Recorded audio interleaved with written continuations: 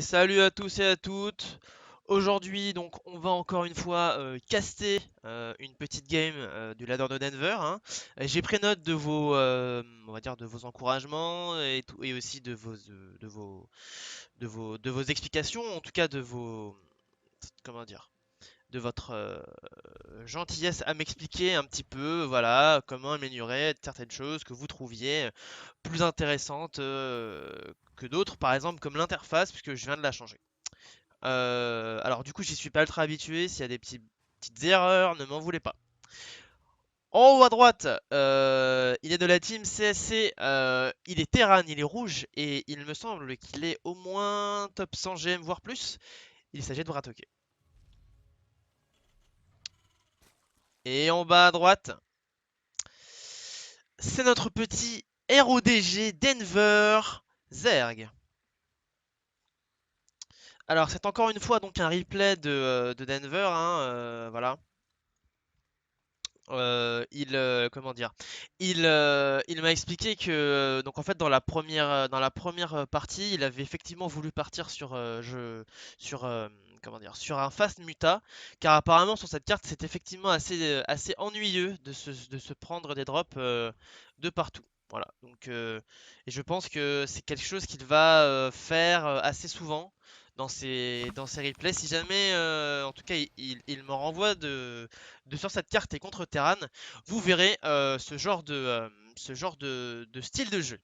Alors, Bratoke, en tant que joueur, je le connais pas super. Déjà, on voit qu'il y a une prise de CC qui est faite ici et non tout simplement là en fait. Voilà, c'est pas fait ici. C'est à mon avis je pense que c'est une bonne chose si on part bio. Simplement parce que si on part bio, en fait on a du mal en début de game contre les agressions rapides. Même si effectivement sur cette carte, les agressions rapides ne sont pas à mon avis courantes, hein, monnaie courante dans ce genre d'affrontement. Néanmoins, je trouve ça quand même, comment dire, une bonne chose de prendre sa base ici quand on joue uniquement bio. Par contre, quand on joue mecha, mon point de vue est qu'en fait, c'est pas compliqué. En mecha, on sort très rapidement des unités capables de gérer les Zerglings et capables de gérer les Roach, qui sont en fait le premier problème. Le premier problème qu'on a, on va dire, à gérer en début de game et qui sont donc les armes qu'ont les Zergs pour nous agresser. Résultat, c'est un peu logique que prendre qu'en mecha on prenne cette base là puisque bah voilà, on est sûr, assuré plus ou moins d'avoir de quoi défendre en tout cas en early game via des lions ou pas. Alors maintenant, je vous dis ça, mais regardez, hein, il va y avoir des lions qui vont être spotés, qui vont être créés. Donc à voir si ma façon de voir les choses est bonne ou pas. On a vu qu'on a sorti un petit marine qui est parti donc scouter assez rapidement, voir s'il n'y avait pas des overlords qui voulaient se mettre en position probablement sur ce rocher là.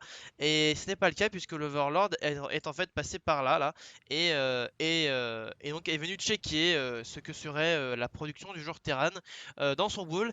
Et donc il se rendra assez rapidement compte que nous sommes face à des Banshee Cloak, donc probablement un timing Hellbat, au vu du fait que il y a des lions en production ainsi que un spatioport sur l'aptech. Et néanmoins, c'est un Medivac qui est produit en premier lieu. Alors encore une fois, Denver qui nous surprend comme d'habitude et qui balance des rushs sur deux bases, des rushs technologiques sur deux bases.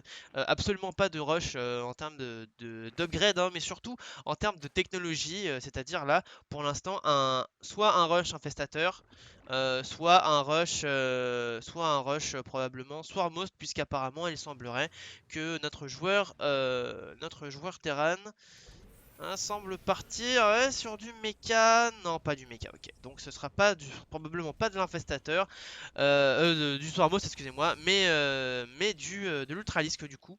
Alors après, j'avoue que cette carte-là, je la joue jamais, donc je sais pas tellement. Je sais pas tellement ce qui pourrait s'y passer en termes de type d'unité, si c'est différent ou pas. Voilà, on avait mis une petite spine qu'on a annulée, hein. Voilà, bon. Les prises de gaz sont faites, le rush T3 donc est enclenché de la part du joueur Zerg, avec bah, les doubles upgrades. Limite, en fait, c'est pas late, c'est juste qu'il n'y a pas d'unité en fait. Hein, si on regarde bien, il y a 9 Zerglings sur la map quoi. 9 Zerglings qui sont prêts à run by avec non, mais un T3 mais à une vitesse hallucinante. La B3 donc qui a finalement été posée des deux côtés mais qui est plus en avance du côté du joueur Terran. Mais par contre, voilà, c'est les upgrades qui manqueront à l'appel. En tout cas pour l'instant, puisque elles sont à peine lancées. Les lions qui sont donc en fait plus ici pour du map control que pour autre chose, hein, euh, bah, font bien leur office puisque le crit n'avance pas énormément et que si jamais il tentait, il y aurait du Hélion capable de cramer ses tumeurs. Le petit Raven utilisé un peu comme en TVT pour aller harass les lignes de minerai Zerg, mais bon après il est allé harass une ligne de minerai où il y avait deux unités. Les Zerglings qui vont tenter le circle, mais voilà, les Hélions qui sont beaucoup trop rapides et futé, n'est-ce pas, pour se faire circle aussi facilement. Après, je pense que le Raven, c'est aussi une bonne chose qu'il soit là pour simplement en fait détecter les tumeurs muqueuses et donc voilà, être capable de les cramer avec ses Ravens. La Xel'Naga qui a été supprimée, pendant ce temps-là, on scout. On a scanné le T3 et le BAT à Ultralisk. Donc on sait très bien que Denver est parti sur un énorme rush Ultralisk. La gamme précédente, il avait d'abord passé sa technologie sur du Mutalisk avant d'arriver sur de l'Ultra. Mais c'était un peu le même chemin, hein, c'est-à-dire je balance très rapidement de la technologie, très peu d'unités. Très peu d'unités, pas tellement d'économie, hein, puisque le joueur Terran dans la game précédente avait beaucoup plus d'économie en mid-game que le joueur Zerg, mais on a vu que les prises de fight ont un peu inversé ça, puisque le joueur Terran, malgré une avance économique et donc forcément une avance en termes d'armée, n'a pas réussi à tout simplement prendre l'avantage sur la map, ce qui a permis à Denver de se mettre bien économiquement au fur et à mesure, de trade mieux et donc finalement bah, de réussir à gagner la partie au fur et à mesure des échanges qui se prolongeaient. Pendant ce temps-là, on a un petit Viking qui est chaud pour faire des kills. Il en est à combien? Il en est déjà à 2 kills. 2 kills, c'est pas mal. Maintenant, côté Denver, on a vu quand même voilà, que ça passait par là. Donc on est au courant. À mon avis, voilà, les Hellbats vont être morphés.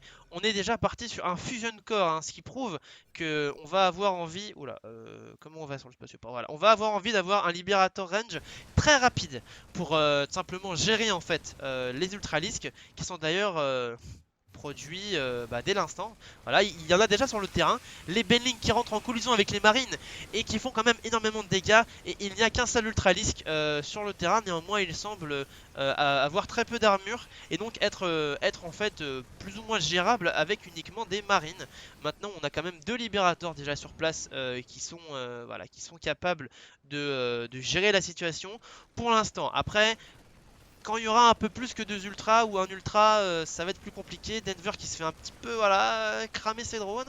Est-ce que cette base va être prise à partie et va être complètement détruite, ou est-ce qu'il aura le temps de simplement la défendre? C'est la question qui se pose. Maintenant voilà, les queens qui sont automatiquement focus par le Liberator le plus au nord, et le Liberator au sud lui se permet de taper sur les ultralisks. Maintenant voilà, les queens sont tombées, le libérateur ne peut plus être contesté avant de nouvelles queens ou d'unités anti-aériennes. La base continue de se faire taper dessus. Maintenant il y a très peu d'unités qui tapent dessus. Alors elle tombera, mais probablement en très peu, en beaucoup de temps, pardon. Encore une queen qui meurt. Bah, dis donc Denver qui prend vraiment lourd là. Il se fait un peu éclater. Il perd beaucoup de drones. Voilà, au niveau des pertes, c'est quand même, il y a quand même une grosse avance côté Zerg. Malgré bah voilà, hein, les ultralistes qui sont déjà présents sur le terrain quoi. Voilà, le problème c'est qu'il y a à mon avis un manque de spire, mais on peut pas tout rusher en Zer. Enfin, on peut rusher mais on peut pas tout rusher, donc c'est sûr. Voilà, il pouvait pas avoir les 8 ultralisques plus la masse d'unités anti-aériennes. Voilà, donc les libérateurs sont en mode siège et grâce au Medivac on joue, on fait des petits bonds dans les Medivacs quand les ultralisques avancent. Et la bio, constituée pour l'instant uniquement de marines, hein, se fait complètement gérer ou en tout cas repoussée par les ultras. Voilà, on a les sports qui sont là pour enfin défendre et le 2-2 Terran qui va bientôt terminer. Niveau upgrade, on en est où là? Bah, voilà, bientôt 2-2 Terran face à 2-2 Zerg. Pas d'autres upgrades en cours. Si la Liberange qui va pas tarder à pop et les libérateurs qui sont produits 3 par 3. Niveau income, bon, le Zerg est quand même devant grâce à ses 4 bases, mais ça va pas tarder côté Terran à la rattraper tout simplement puisque la B4 est aussi posée de la part du Terran. On a ouais, un petit peu de mine positionné un peu partout sur cette carte, même un libérateur qui est encore présent pour, on va dire, empêcher une pause de B5 de ce côté de la carte côté Zerg. La Spire est enfin envoyée de la part de Denver, enfin, on est qu'à 10 minutes 30 de jeu pour l'instant, donc enfin envoyée de la part du joueur Zerg, simultanément avec son 3-3 attaque ainsi que mêlée, face au 3-3 Terran de l'infanterie, et le 2 d'attaque aérien est aussi envoyé, et ça c'est important de passer au 2 d'attaque aérien, parce qu'il me semble que ça fait une différence, ou si ce n'est le 3, je ne sais plus, face au Queen. Il y a un moment où il me semble que ça fait la différence, en tout cas contre les infestateurs qui ont 90 points de vie. Un libérateur, ah bah il est plus là, il est plus en siège. T'as pas de libérateur en siège là, Coco, que je montre un peu aux gens non? Combien ça fait de dégâts un libérateur qui pour l'instant n'est que plus 1 d'attaque? Voilà, excusez-moi avec la caméra, je fais des petits miss. Ok, donc là on a l'armée Terran qui va prendre position pour défendre en fait une pause simplement de B5. Si je ne dis pas de bêtises. Ah bah voilà. Je vais pouvoir vous montrer. Ah non, on peut pas. Ah, c'est pour ça que j'aime pas ce mode. On peut pas montrer les dégâts d'attaque, c'est horrible. Bref, il me semble que ça fait le compte en fait. Pour tuer, ça fait le compte pour OS en infest. Ou alors, si c'est le 3 d'attaque qui donne 95 de dégâts. Ouais, ça doit peut-être être ça, ouais. En bref. On prend position avec les Liberators pendant que les Marines eh bien, se mettent à détruire simplement les sports. On a donc une énorme zone de libération de la part du joueur Terran, pendant que le joueur Zerg, lui, complètement temporise, attend, crée une concave, mais n'attaque pas, car il sait très bien que s'il rush dans tout ça, il va se faire complètement broyer, ses ultralisques vont se faire détruire, même s'il se fait voilà, complètement poké en fait de la part des Marines. Qui sont eux-mêmes sous des zones de libération assez importantes. Voilà, les corrupteurs qui commencent à sortir. On va pas tarder à envoyer le go de la part du joueur Zerg. Allez Denver, ah oui Denver qui attend probablement aussi son 3-3 qui va lui permettre de vraiment gagner la fight. Non, il n'attend pas les fungles qui sont employés à, on va dire, clean une partie de l'armée biologique. Et voilà, les corrupteurs qui sont envoyés pour sniper les libérateurs pendant que l'armada Zerg constituée d'Ultralisk ainsi que de Queen avance et d'infestateurs bien évidemment. Donc voilà, en fait le Terran qui s'est fait clean. Bon gré mal gré, n'est-ce pas? Pour ceux qui connaissent la référence. Ok, d'un petit libérateur qui balance quand même pas mal de shots sur ses Ultralisks. Qui est back. Denver qui voit son armée quand même assez mal en point et qui a énormément besoin d'avoir plus de corrupteurs en fait. Il a vraiment besoin d'avoir un énorme lead aérien pour être capable de gérer cette masse simplement de corrupteurs qui lui empêchent simplement de garder des libérateurs positionnés, siégés, qui lui permettent eux-mêmes simplement de gérer la menace ultraliste qui a été rushée en début de partie, je vous le rappelle quand même. C'est assez important de le noter parce que là on est à 13 minutes de jeu et on est quand même déjà à full ultra alors que sur certaines games, 13 minutes de jeu on est encore sur du 2-2 link manling ou muta. Très bien, donc une B5 positionnée là aussi de la part du joueur Zerg. On avait déjà notifié celle du joueur Terran, mais celle du joueur Terran a été positionnée un peu avant il me semble. Et même une B6 Bratoke qui apparemment voilà, est complètement devant à la macro. Il lead complètement sur ce positionnement là en tout cas. Maintenant en pop armée on voit bien que c'est aussi le cas. Et même en nombre d'ouvriers, c'est assez rare de le notifier. Et j'espère que Denver ne m'a pas envoyé simplement que des vidéos où il gagne. C'est assez marrant, enfin c'est assez marrant. C'est assez intéressant de savoir qu'il peut quand même se faire battre et qu'il n'est pas invincible. Ok, un petit peu d'eau, excusez-moi.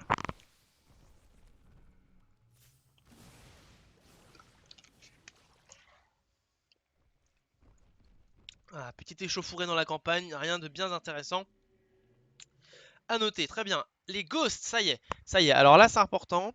c'est là où c'est intéressant en fait de voir la différence entre Bratoke et le joueur qu'on a vu juste avant. Parce que là, il y a des ghosts. Et ça fait une énorme différence. Les ghosts qui maintenant, ah putain, on peut pas le voir si, ont des tirs de précision. Et ces tirs de précision font, il me semble, 180 points de dégâts chacun. Ce qui permet donc à 3 ghosts, si je dis pas de conneries, d'OS un Ultralisk. Et en fait, ça veut dire que si on a des ghosts, et bah, le besoin en Libérator n'est plus aussi important. Donc en fait, le fait d'avoir tout simplement investi dans du Spire, dans des upgrades, dans des corrupteurs, n'est plus aussi intéressant. Ou alors force simplement un switch en Broodlord de la part du joueur Zerg. Notifiez aussi qu'il y avait une nuke, parce que je ne l'ai pas hurlé, mais il y avait une nuke dans la barre de production Terran, qui était produit. Tac tac tac, il est où le bâtiment? Là, nuke mon gars, il y a des nukes. Et d'ailleurs la nuke qui est complètement envoyée sur la base en production de la part du joueur Zerg, mais hélas. Et j'ai pas eu le temps, voilà, de... Comment c'est ça? Ouais, non. Je sais plus comment on fait pour prendre de la hauteur et pour bien zoomer la nuke, comme le fait Funka. Mais voilà, la nuke, en fait, ce qui s'est simplement fait stopper, quoi. Ok, nouvelle prise de position de la part du Terran avec des champs de libération de l'espace. On décrype, on casse un peu de, voilà, de bâtiments anti-aériens. Voilà, piou piou piou. Il n'y a plus d'ultralisque. On commence à peine, hein, côté Terran, à gérer un peu les situations. Pendant ce temps-là, on a un run by 2 ultralisques et 6 Benling dans la PF en fait du joueur Terran, mais qui est super bien défendu par un Libérator ainsi qu'une PF. Très bien, les Ghosts tiens, qui sont là pour faire du dégât et donc qui ont réussi un petit peu à gérer pour l'instant le problème. Les Benling qui ne seront donc plus un problème et l'Ultralisk qui va soit se faire clear, soit voilà, back. On va donc probablement reprendre le combat côté Terran de cet endroit-là. Oh, on a même une énorme prise de position avec des tourelles, hein. On anticipe les corrupteurs et compagnie, quoi. Maintenant, on a 8 Broodlords qui sont morphés. 8 Broodlords, ça va permettre en fait... Oula, la mine qui a fait 9 kills, hein, pas mal. En fait, c'est pas compliqué. Les Broodlords, c'est comme d'habitude, c'est game breaker dans le sens où t'as des tourelles, t'as des ghosts, tu as des ghosts, c'est génial. Mais les ghosts, en fait, s'ils sont tapés par ne serait-ce que un VCS, eh bien leur snipe est complètement stoppé. Ce qui permet donc tout simplement aux joueurs Zerg en fait, d'envoyer des broodlings qui vont générer du dégât sur les ghosts, les empêchant de sniper les ultralisks, ce qui donc permettra aux ultralisks de ne pas mourir instantanément et donc de faire leur office de tanking et de permettre aux broodlords de se positionner de mieux en mieux au fur et à mesure de la fight et donc de cramer en fait un peu toute la bioball qui serait censée être là.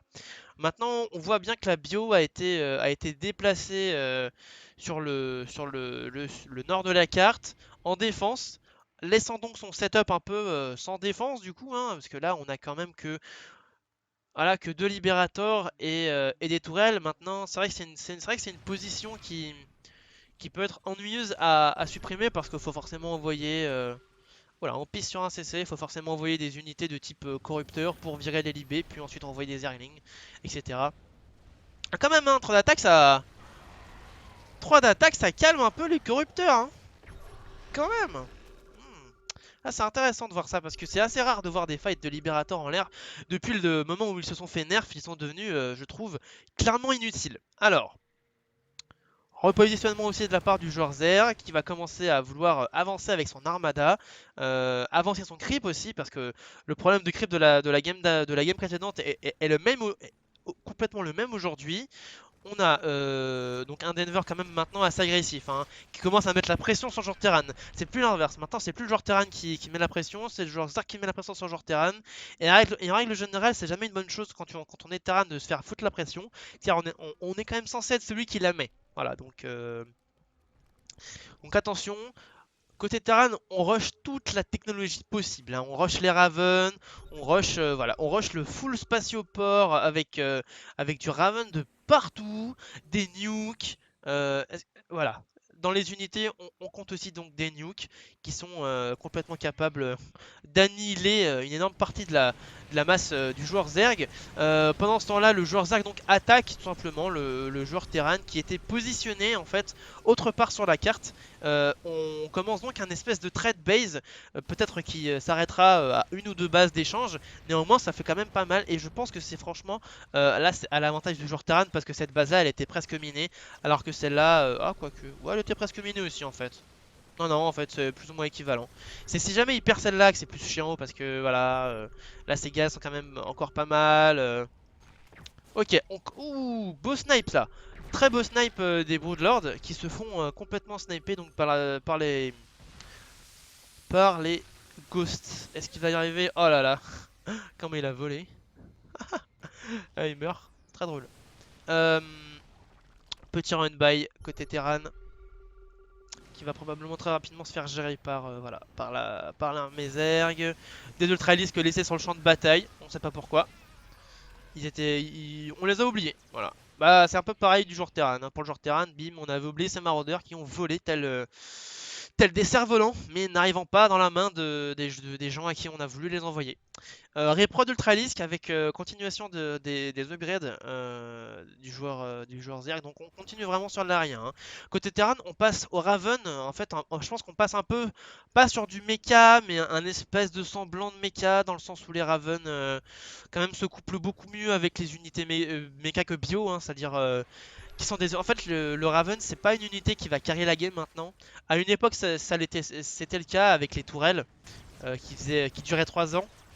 Maintenant, c'est plutôt une unité de temporisation, c'est-à-dire je pose des tourelles, je mets des PDD qui sont très utiles et très puissants sur l'instant T, mais qui ne vont pas permettre la win sur toute la totalité voilà, du jeu. On envoie des petits Zerglings pour gérer les tourelles hein, qui sont quand même un problème dans cette zone, même si bon, il s'y passe pas encore grand chose. Les Benlings qui sont un peu sacrifiés, je trouve, sur un Ghost. Voilà, la nuke qui est repérée ultra rapidement, puisque tout simplement Denver a vu le Ghost. Voilà, il l'a vu. Et nouvelle tentative hein, d'agression sur la PF de la part du joueur Zerg. Alors cette PF va tomber, mais quand même, ça aura coûté un ou deux ultralisques. Et surtout, c'est une PF qui n'est plus très utile, qui avait déjà donné beaucoup de gaz et beaucoup de minerais. Pendant ce temps-là, on prend position côté Terran sur le flanc est, si je dis pas de la merde. J'espère que c'est ça, sinon je vais passer pour un terrible con. Euh, voilà, les missiles Seeker, vous voyez, voilà, qui sont quand même intéressants dans le sens où ça force le joueur Zerg à reculer, mais c'est pas game breaking parce qu'il n'y en a pas assez. Et je pense surtout qu'en fait, ouais, non, les tourelles, je sais pas si les tourelles auraient été plus utiles. Non, je suis pas sûr en fait. Mais en attendant, la position est prise. Pendant ce temps-là, deux Ultralisks en run-by qui forcent en fait la station, bah non, en fait, bah, le centre de commandement à lift. Pendant ce temps-là, Denver se fait pressure donc, sur cette base hein, depuis tout à l'heure. Euh, Après, les Broodlords sont quand même, voilà, sont quand même un peu en danger. Faut pas faire le fou. Là, on est un peu obligé côté Zerg d'engager, pas à la zob, mais pas loin quoi. Voilà, c'est ça, si jamais tu veux prendre une fight concrète, bah voilà, faut quand même engager un petit peu d'un coup. Et là, le fungal qui a permis tout simplement aux corrupteurs de se positionner et de détruire les libérateurs qui eux-mêmes ne peuvent plus détruire les ultralisques. Néanmoins, la concave, en tout cas la prise de fight, était pas super intéressante de la part du joueur Zerg puisque c'était dans une rampe. Mais maintenant, il ne reste plus que des Broodlords et des corrupteurs en l'air pour gérer tout ça. Et bah voilà, comme il n'y a plus de marine, les maraudeurs sont obligés de bike.